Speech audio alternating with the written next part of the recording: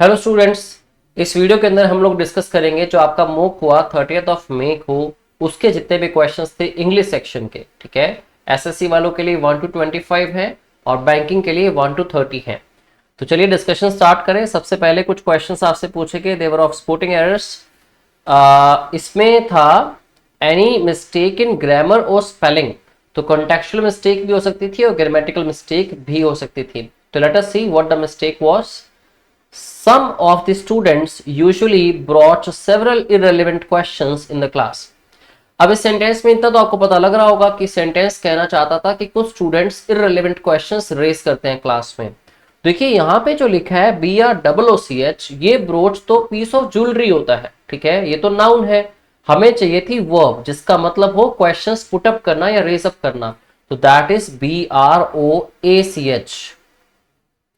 वो BROACH होता है, ना कि BROOCH। और BROACH का मतलब होता है raise up, to raise up any inquiry, to raise up any question और रेज अप एनी इशू। तो आपको स्पेलिंग चेक करने थे यहाँ पे। ओके, नेक्स्ट है over a lakh trees are going to be fallen in the forest of Odisha for coal mining. अब पता लग रहा है साफ कि 1 लाख से ज्यादा पेड़ जो है कोल माइनिंग के लिए उड़ीसा में गिरने नहीं वाले हैं, काटे जाने वाले हैं। ठीक है, तो ये फॉलन तो फॉल की थर्ड फॉर्म है। देखिए एक वर्ब होती है आपके पास फॉल, जिसकी सेकेंड फॉर्म होती है फेल और थर्ड होती है फॉलन। राइट, इसका मतलब तो गिरना है। लेकिन जब हम बात करते हैं पेड़ काटने की, उसमें वर्ब क्या होती है फेल। फेल की सेकेंड फॉर्म क्या होती है फेल्ड और थर्ड फॉर्म क्या होती है फेल्ड। तो यहां पे पेड़ काटने की बात हो रही है तो आपको वर्ब की थर्ड फॉर्म फॉलन नहीं, फेल की थर्ड फॉर्म फेल्ड यूज करनी थी। ठीक है, तो इसमें भी कॉन्टेक्चुअल मिस्टेक थी। वर्ब की तो थर्ड फॉर्म लगी हुई थी, लेकिन फॉल की थर्ड फॉर्म लगी थी, हमें यूज करनी थी फेल की थर्ड फॉर्म, जिसका मतलब होता है to cut down a tree. Okay, तो आई होप यहां तक आप लोगों को क्लियर है पहले 2 क्वेश्चंस। नेक्स्ट क्वेश्चन करते हैं जिसके बाद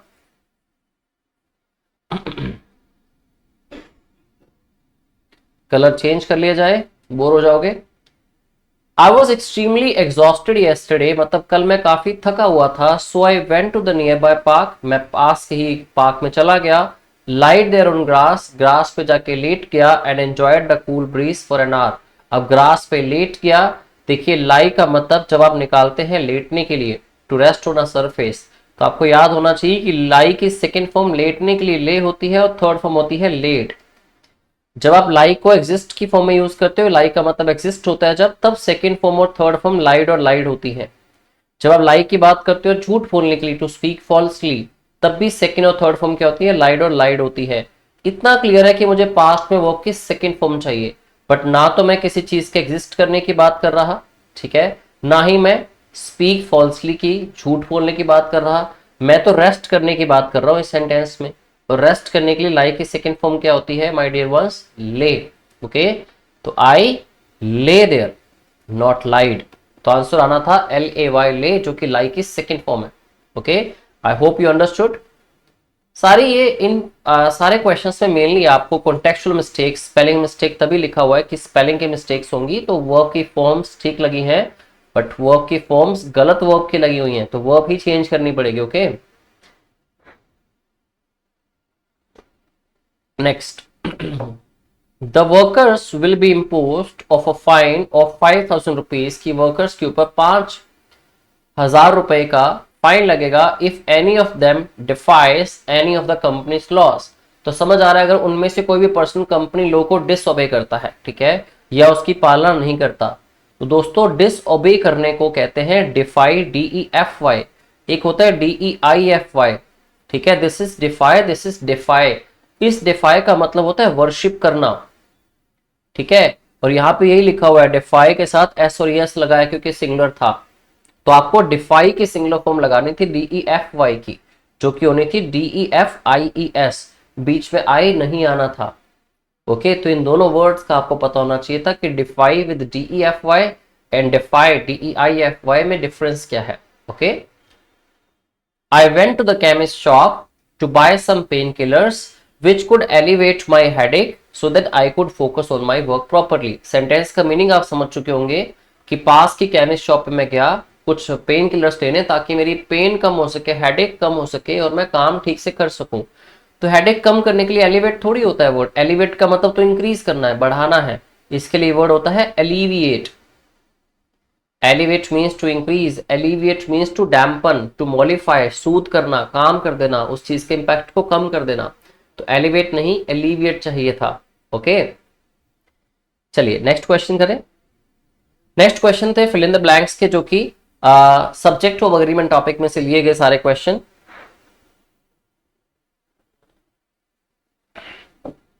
so let's have a look on them. देखिए, there dash to be a major electricity issue faced by the workers in the factory these days. There dash to be some major electricity issue. तो बात हुई एक बड़े electricity issue की, जो कि क्या है, सिंगुलर है। तो एक तो वो आपके पास सीम है, सीम के साथ एस नहीं लगा हुआ, दैट मीन्स ये प्लूरल वर्ब है, गलत हो गई। अब देखो सीमिंग तो वैसे ही नहीं होता, सीम वर्ब को कॉन्टिन्यूअस टेंस में यूज ही नहीं कर सकते, और वैसे भी is am are was verb के बिना कॉन्टिन्यूअस वर्ब भी यूज नहीं होती, तो ये भी इनकरेक्ट हो गया। ठीक है, अब क्योंकि दीज डेज लिखा है तो बात प्रेजेंट की हो रही है, सीम्ड तो वर्ब की सेकंड फॉर्म थी, तो बेसिकली आपको एक सिंगुलर फॉर्म यूज करनी थी, seems, there seems to be. ठीक है, ऐसा लगता है कि एक बहुत बड़ा इलेक्ट्रिसिटी इशू है जो फेस किया जा रहा है वर्कर्स के द्वारा इन दिनों। One of the interns dash to work late every morning. Interns में से एक इंटर्न काम करने रोज लेट आता है, तभी उसको he is reprimanded by the manager, उसको मैनेजर के द्वारा डांटा जाता है। अब he is reprimanded every morning मतलब ये प्रेजेंट की बात हो रही है। ठीक है, अगर प्रेजेंट की बात है तो केम वर्ब की सेकंड फॉर्म नहीं आएगी। कम क्या है, सिंगुलर, कम क्या है, प्लूरल वर्ब है। हम कह रहे हैं one of the interns, subject one है, तो वन मींस एक की बात हो रही है, तो वर्ब क्या आनी चाहिए, सिंगुलर आनी चाहिए। ठीक है, कमिंग तो is am are was verb के बिना आ ही नहीं सकता। ठीक है, one of the interns is लिखा होता है तो is coming late every morning, तो आंसर आ जाएगा कम्स लेट, कि इंटर्न्स में से एक इंटर्न लेट आता है रोज सुबह, इसलिए उसको डांट पड़ती है। Okay, the number of vehicles in Chandigarh is been. अब देखो यहाँ पे बीन लिखा है, तो इज अगर मैं तब लगाता जब लिखा होता इज इंक्रीजिंग। अब बीन लिखा है, बीन तो वर्ब की थर्ड फॉर्म है, ये तो हैज हैव हैड के साथ ही आ सकती है, तो अब आपको चूज करना था हैव या हैज में से एक, राइट। अब द नंबर ऑफ के साथ हमेशा वर्ब क्या आती है, सिंगुलर आती है, तो आर तो वैसे ही प्लूरल है, हैव भी क्या है, प्लूरल, क्योंकि द नंबर ऑफ का मतलब होता है टोटल नंबर, किन्हीं चीजों की कुल संख्या, इसलिए वर्ब आएगी सिंगुलर। अब सिंगुलर तो हैज ही बची आपके पास, हैज के साथ बीन आ गया वर्ब की थर्ड फॉर्म कि वो इंक्रीज हो रहा है पिछले कुछ महीनों से। Okay, all the students present in today's class, बात किसकी हो रही है, ऑल द स्टूडेंट्स की। ऑल द स्टूडेंट्स क्या है, प्लूरल है, तो वर्ब कैसी आएगी, प्लूरल, प्लूरल होती है वर्ब TOIL, टॉयल। ठीक है, टॉयल करते हैं to achieve their goals. Toil का मतलब क्या होता है, work hard and incessantly. Incessantly का मतलब होता है कंसिस्टेंटली काम करना, तो जो लोग बहुत हार्डवर्क और कंसिस्टेंटली काम करते हैं उनको कहते हैं वो टॉयल करते हैं। तो टॉयल एक वर्ब है जिसका मीनिंग ये है। It is I who dash suppose to look after her, तो ये मैं हूं जिसकी मतलब जिसका हक बनता है, जिसकी ड्यूटी बनती है उसकी देखभाल करने की, but I do not know how. ठीक है, बट मुझे पता नहीं मैं कैसे करूं। तो इट इज आई के साथ क्या आता है जी, एम आता है, इज नहीं आ सकता, आर नहीं आ सकता, वॉज पास्ट का है, बात हो रही है प्रेजेंट की। तो it is I who am suppose to look after. Okay, next सारे क्वेश्चंस थे वो cap based one word substitute से। To make an attack in return, जिसको कहते हैं रिटेलिएट करना, रिटर्न तो वापस आना है। रिट्राइव मतलब रिप्लाई करना, रेसिप्रोकेट करना जो कि पॉजिटिव वर्ड है, किसी ने जैसा रिस्पॉन्ड किया आपने भी वैसे, किसी ने जैसा किया आपने भी सेम मैनर्स में रिस्पॉन्ड कर दिया। बट जब बात होती है फिजिकल अटैक या मेंटल अटैक के बारे में, अटैक का बदला लेना, ठीक है, बदले में अटैक करना, उसको कहते हैं रिटेलिएट करना। Okay, one who is very hard to be convinced, जिसको मनाना बहुत मुश्किल है, मतलब वो क्या है, जिद्दी है। जिद्दी मीन्स स्टबर्न। एरोगेंट तो होता है घमंडी, ईगोइस्ट। सिडेंट्री होता है आलसी, लेजी। और इनएक्टिव का मतलब भी क्या है, सिडेंट्री है। ठीक है, तो आंसर आ जाएगा स्टबर्न। कॉन्स्टेंट और regular efforts put to achieve something, जब आप कॉन्स्टेंटली रेगुलर एफर्ट्स डालते हैं किस चीज को अचीव करने के लिए, उसको क्या कहते हैं, हमारी डेडिकेशन कह देते हैं, परसिस्टेंस कह देते हैं, या फिर परसिवेरेंस कहते हैं। तो परसिवेरेंस आंसर आ गया ऑप्शन सी। प्रोक्रेस्टिनेशन क्या है, डिले करना, ठीक है, काम को टालना। और प्रोवोकेशन क्या है, भड़काना किसी को, ठीक है। और प्रोपेगेट का मतलब क्या होता है, प्रमोट करना। तो ये सारे वर्ड्स आप साथ में नोट करते रहिएगा। Provocation means something that entices somebody, provoke करती है जो किसी को। The feeling of pity, support और अंडरस्टैंडिंग ऑफ अदर्स प्रॉब्लम, हमें बाकियों की प्रॉब्लम भी अपनी प्रॉब्लम लगने लगे या उसकी प्रॉब्लम हम समझ पा रहे हैं या उसके ऊपर तरस आ रहा है, आपको सपोर्ट करना चाहते हैं, तो उसको कहते हैं हम सिंपैथी। एंटीपैथी तो एनिमिटी होती है, दुश्मनी, या किसी के टुवर्ड्स आपके दिल में नफरत है, एनिमोसिटी है। टेलीपैथी जो फीलिंग अब दूर से किसी की समझ लेते हैं। अपैथी मीन्स नो फीलिंग, ठीक है। Last question one word substitutes में 15वां क्वेश्चन, एन इवेंट और सिचुएशन दैट ब्रिंग्स डेवस्टेशन और डैमेज टू अ प्लेस, जिसकी वजह से तबाही आए, उसको कहते हैं कैटास्ट्रॉफिक इवेंट या कैटास्ट्रॉफिक सिचुएशन। रेसिलियंट का मतलब क्या होता है, रेसिलियंट होता है स्ट्रॉन्ग। जैसे मान लीजिए मैं कहता हूं कि हमें रेसिलियंट रहना पड़ेगा कि कल को कोई भी डिसीज आए तुम्हारी बॉडी इतनी स्ट्रॉन्ग इनफ है कि उससे डील कर सके। रेसिलियंट रहना मतलब स्ट्रॉन्ग रहना फॉर एनी काइंड ऑफ कैटास्ट्रफीज, ठीक है। अमीनेबल होता है जो बहुत ही प्लेजेंट हो, आपके हिसाब से बिल्कुल सूटेबल हो, प्लेजेंट हो, ठीक है। प्रोवोकेटिव, जैसे प्रोवोकेशन था किसी को भड़काने का एक्ट। प्रोवोकेटिव क्या होती है, एक ऐसी स्टेटमेंट या कुछ ऐसे वर्ड्स जिससे कि सामने वाले को गुस्सा आ जाए। To a statement set which makes anybody else angry, जिससे बाकियों को गुस्सा आ जाए, वो भड़क जाए, तो उसको प्रोवोकेटिव स्टेटमेंट कह सकते हैं आप। और वर्ब क्या होती है, प्रोवोक करना मतलब भड़काना, ठीक है जी। आई होप ये सारे कवर हो गए आपके।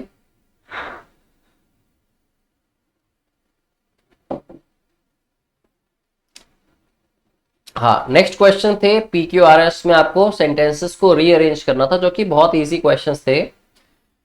देखिए जैसे 16th क्वेश्चन है, 16th में लिखा हुआ है across the sky flash scenes from his life. His मतलब किसकी लाइफ, हमें तो पहले बताया नहीं किसकी लाइफ। तो ही ड्रीम्ड, ही मतलब कौन, तो पहले तो कोई नाउन आएगा ना, उसका नाम आएगा, बात किसकी हो रही है, तभी तो हम ही लगा पाएंगे। तो वन नाइट, यहां से स्टार्टिंग हुई, one night a man had a dream, ठीक है। तो एक रात एक आदमी को ड्रीम आया, तो उसने ड्रीम क्या लिया, he dreamed he was walking along the beach with the Lord. अगर मैं इतना श्योर हूं कि आर और क्यू पहले दो सेंटेंसेस होंगे, तो आर क्यू वाला ऑप्शन देखो, ये भी है और ये भी है। अब आपको देखना था कि पी एस आएगा या एस पी आएगा। अब पी में क्या था, across the sky flash scene from his life, for each scene he notice to sets. जब आगे डिटेल दी गई तो पहले बात सीन की हुई, बाद में सीन की डिटेल दी गई फॉर ईच सीन, तो पहले पी आएगा फिर एस आएगा, पी एस आएगा, तो उस हिसाब से आपका आंसर आ गया option B, okay. You would be surprised indeed to find it hot, it मतलब किसको, कोल्ड ऑफ कोर्स। ये तो बात अभी इनकम्प्लीट है, ये तो किसी सेंटेंस का लास्ट पार्ट है, एंड से स्टार्ट नहीं हो सकता। When you go bathing in a river or a pond, do you expect the water to be hot or cold? जब आप बाहर जाते हैं इसके लिए, बेदिंग के लिए रिवर या पोन्ड में, तो आप क्या एक्सपेक्ट करते हैं, पानी गर्म हो या ठंडा हो। फिर कहता है कोल्ड ऑफ कोर्स आप कोल्ड ही एक्सपेक्ट करते होगे। एस फर्स्ट हो गया, क्यू हो गया सेकेंड। तो एस और क्यू के हिसाब से अगर हम चले तो एस क्यू यहां भी है, एस क्यू यहां भी है। अब देखना है पी आर आएगा या आर पी आएगा। फिर कहता है you would be surprised indeed to find it hot. पहले कहते हैं ऑब्वियसली आप कोल्ड ही एक्सपेक्ट करोगे, फिर कहते हैं आप सरप्राइज्ड हो जाओगे अगर वो हॉट मिला आपको तो। And yet that was what I found, और ऐसा ही मेरे साथ हुआ। तो पहले पी आएगा फिर आएगा आर, तो पी आर के हिसाब से आंसर आ गया S Q P R option D, okay. Now question number 18, modern research however. अब हाउएवर मतलब पहले कोई बात हुई है उसके ऑपोजिट बात हो रही है, मतलब पी फर्स्ट सेंटेंस तो नहीं हो सकता। अब देखो अगर पी फर्स्ट सेंटेंस नहीं है, इसको तो निकाल ही देते हैं हम लोग, right. It was thought that they मतलब कौन, तो क्यू भी फर्स्ट सेंटेंस नहीं हो सकता, अब क्यू वाला ऑप्शन तो है भी नहीं। दे हैड इवॉल्व, तो दे फिर से आ गया, पहले किसी की बात होनी चाहिए, तो आर फर्स्ट सेंटेंस नहीं हो सकता। इतना क्लियर है कि फर्स्ट सेंटेंस एस ही होगा, तभी तो कंफ्यूजन क्रिएट करने के लिए दो ऑप्शन दी हुई है एस वाली। तो देखना बस यही कि एस के बाद क्यू आएगा या एस के बाद पी आएगा, आपका आंसर आपको मिल जाएगा इससे। तो टिल रिसेंटली, अभी तक द आर्यंस वर रिगार्डेड, ऐसा माना जाता था कि जो आर्यंस हैं एज द अर्लीस्ट इन्वेडर, सबसे पहले लैंड पे वही लोग आए थे, ठीक है। अब it was thought they came to a country which was uncivilized and barbarian, ऐसा सोचा जाता था कि वो एक ऐसी कंट्री में आए थे जो बिल्कुल ही अनसिविलाइज्ड और बारबेरियन थी, ठीक है। फिर कहते हैं लेकिन मॉडर्न रिसर्च बताती है कि has prove that there were invaders even before the Aryans, Aryans से भी पहले इन्वेडर्स आए थे, ठीक है। तो सीक्वेंस बनती जा रही है एस क्यू पी की, इसलिए ठीक सीक्वेंस होगी S Q P R, okay. अब यहां देखिए पहला ही सेंटेंस में लिखा हुआ है बट, तो बट से स्टार्टिंग तो होगी नहीं। अब देखिए इसमें सबसे मेन टॉपिक क्या था जिसपे बात शुरू हुई, टाइटल क्या था, वर्क था। तो वर्क से बात शुरू हुई तो वर्क वाला सेंटेंस आपका फर्स्ट सेंटेंस होगा। Work is that activity of a man, work वो एक्टिविटी एक पर्सन की which has a definite objective, जिसका एक डेफिनेट ऑब्जेक्टिव होता है, ठीक है। अब देखो इट आया लिखा हुआ, इट किसके लिए आया, वर्क के लिए। It aims at concrete and objective realisation of the idea is of great educative value. अब जैसे इसने कहा एजुकेटिव वैल्यू एस और आर के बाद, फिर कहता है but all work is not education, लेकिन हर एक काम एजुकेशन से रिलेटेड नहीं होता। इन इंडिया उस चीज को प्रूव करने के लिए इसने काफी सारे वर्कर्स की एग्जाम्पल भी ली। तो सीक्वेंस क्या बनी, S R P Q, S R P Q आपका ऑप्शन ए में पड़ा है, ओके। चलिए नेक्स्ट देखें।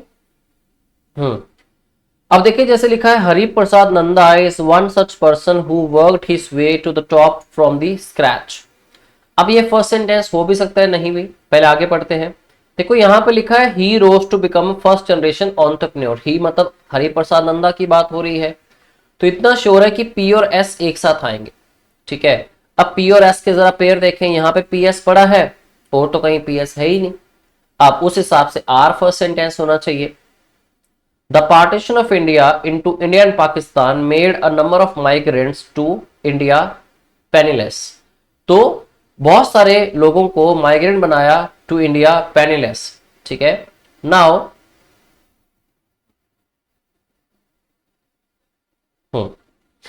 अब जैसे लिखा आया माइग्रेंट्स टू इंडिया पेनीलेस, ठीक है। अब पेनीलेस बहुत सारे लोग हुए थे, उनमें से कुछ की बात हुई, a few of them had a spark of proved adventure. तो उस हिसाब से आर और क्यू अटैच हो गए, पी और एस अटैच थे, ऑप्शन बी आपका करेक्ट आंसर हो गया। यही सीक्वेंस बन सकती है इसकी। तो ये क्वेश्चंस तो काफी इजी थे, राइट। अब आगे आए 3 सिनोनिम्स के और 2 एंटोनिम्स के क्वेश्चंस, ठीक है। तो पढ़ते हैं जरा, वोकैबुलरी स्ट्रांग होनी चाहिए थोड़ी बहुत आपकी। नाउ सबसे पहला वर्ड है कैटास्ट्रॉफिक, जिसका आपको सिनोनिम बताना है। कैटास्ट्रॉफिक की बात पीछे भी हुई। तो कैटास्ट्रॉफिक का मतलब होता है जो चीज डिस्ट्रक्शन क्रिएट करे, डिस्ट्रक्टिव, ठीक है। बेम्यूज्ड का मतलब होता है जो कोई पर्सन कंफ्यूज्ड होता है, ठीक है। और अम्यूजिंग का मतलब है जिस चीज से आपकी एंटरटेनमेंट हो, मतलब एंटरटेनिंग, जिससे भी आपका एंटरटेनमेंट हो रही है वो एंटरटेनिंग होगी, मतलब अम्यूजिंग होगी। फियास्को होता है अ कंप्लीट फेलियर, मतलब आपने किसी भी चीज को ट्राई किया लेकिन आपको कंप्लीट फेलियर हाथ लगा, ठीक है, that is called fiasco. Find out the most suitable word, animosity. Animosity होती है किसी के टुवर्ड्स नफरत, मींस हेट्रेड इसका आंसर होगा।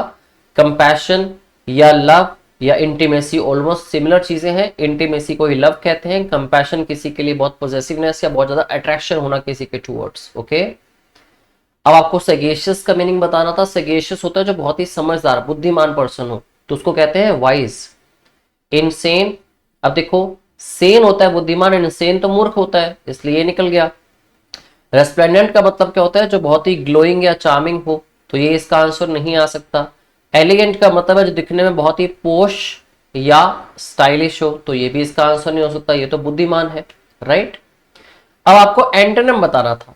मैस्मराइजिंग वो चीज होती है, कोई भी चीज दुनिया की, वेदर में मैस्मराइजिंग हो सकता है, कोई पर्सन की पर्सनैलिटी मैस्मराइजिंग हो सकती है, जो आपको बहुत ही अट्रैक्ट करे अपनी तरफ, जो एनचांटिंग हो, जो अट्रैक्टिव हो, ल्योरिंग हो।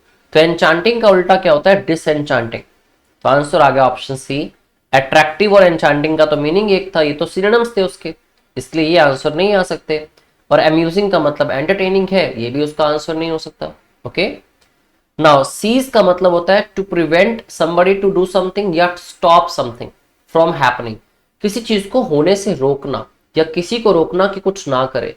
अब होने से रोकना किसी को और दूसरा चीज को होने देना मीन्स कंटिन्यू, क्योंकि आपको तो ऑपोजिट वर्ड बताना था, एंटोनिम बताना था। कॉन्फिस्केट का मतलब होता है जब्त कर लेना, कुछ चीजों को जब्त कर लिया आपने, ठीक है, उस पर आपने राइटफुली अपना अधिकार ले लिया, मतलब उसको सीज कर दिया। स्टॉप इसका सिनोनिम है, थ्वाट भी इसका सिनोनिम है। इन सब का मतलब है तीनों वर्ड्स का, सीज, स्टॉप और थ्वाट का, रोकना किसी चीज को। ओके, तो जिन लोगों ने एसएससी का एग्जाम दिया उनके लिए 25 क्वेश्चंस थे जो हम डिस्कस कर चुके हैं। अब जिन्होंने बैंकिंग का दिया या बैंक प्लस एसएससी दिया, ठीक है, उनके लिए हम नेक्स्ट 5 क्वेश्चंस डिस्कस करेंगे। उसके लिए आपके लिए बिल्कुल डिफरेंट वीडियो होगा उन 5 क्वेश्चंस के लिए, ठीक है। तो जिन्होंने सिर्फ बैंकिंग दिया वो अगले 5 क्वेश्चंस भी देखेंगे। Okay, thank you very much.